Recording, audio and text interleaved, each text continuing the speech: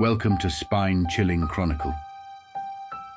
Today I'll share with you a story about the library ghost of Autumn College. Do hit the subscribe button if you haven't already. In a small town, there was a college that looked like any other, with big buildings, a large playground, and lots of students. But this college had a secret that only a few knew about. It was said to be haunted by a ghost from the past, a student who had once walked its halls, but never left. The story starts on a chilly autumn evening when the leaves were falling from the trees and the sky turned dark early. The college seemed quiet, too quiet, as if it was holding its breath. The classrooms were empty and the hallways echoed with the sound of silence. As night fell, the college's old library, filled with dusty books and creaky shelves, became the center of strange happenings. Books would fall off the shelves for no reason.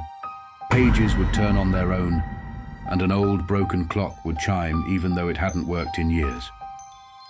Whispers among the students told of a young person who loved the library, spending hours reading every book they could find.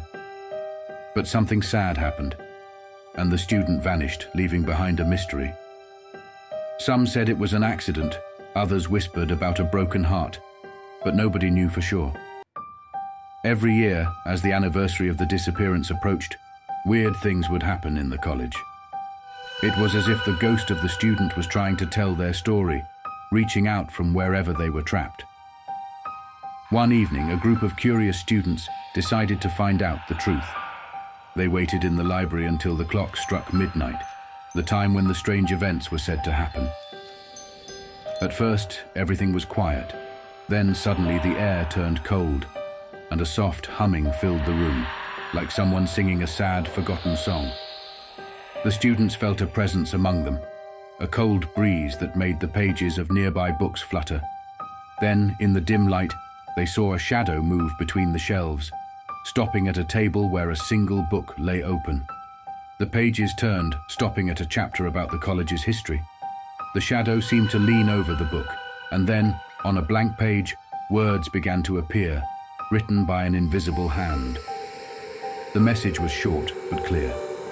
It spoke of loneliness and longing, of being lost and never found. Scared but fascinated, the students tried to communicate, asking who the ghost was and why it was still there. The book's pages flipped again, this time landing on an old photograph of the college, showing a group of students, and one of them was circled in pen. It was the ghost, the student who had disappeared so long ago.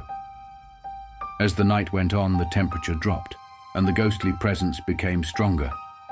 Lights flickered, doors slammed shut, and the sound of distant footsteps echoed through the halls. The students felt they were not alone. The past was alive in the room with them. They learned that the ghost was someone who had once loved the college and its library, but had met a tragic end, remaining bound to the place they loved. The ghost was not angry or vengeful, but sad, trapped in a world it couldn't leave, forever yearning for the life it lost. As dawn approached, the ghostly activity subsided. The students left the library, changed by what they had experienced. They never saw the ghost again, but they remembered the sorrow and the longing that had reached out to them from the shadows. The next day, the college seemed normal, bustling with students and teachers, as if the night's events had been just a dream. But the group who had encountered the ghost knew better. They felt a connection to the history of the college, a deeper understanding of the thin line between the past and the present. They shared their experience with a few trusted friends, and soon the story spread, becoming part of the college's hidden lore. The ghost of the library, the student who had disappeared, became a silent guardian of the college, a reminder of the mysteries that lay just beneath the surface of everyday life. Every year, when the leaves began to fall and the nights grew longer, new stories would emerge of encounters with the ghost, each one adding to the legend. The college embraced its haunted reputation, the library becoming a place of quiet respect and whispered tales. In the end, the ghost of the college was not just a spirit trapped in time, but a memory, a piece of the college's heart that would never fade away. The students who walked its halls felt the presence of the past, a gentle reminder that some stories, like some souls, are bound to the places they loved, forever part of the tapestry of history that makes each place unique and alive, with stories waiting to be told.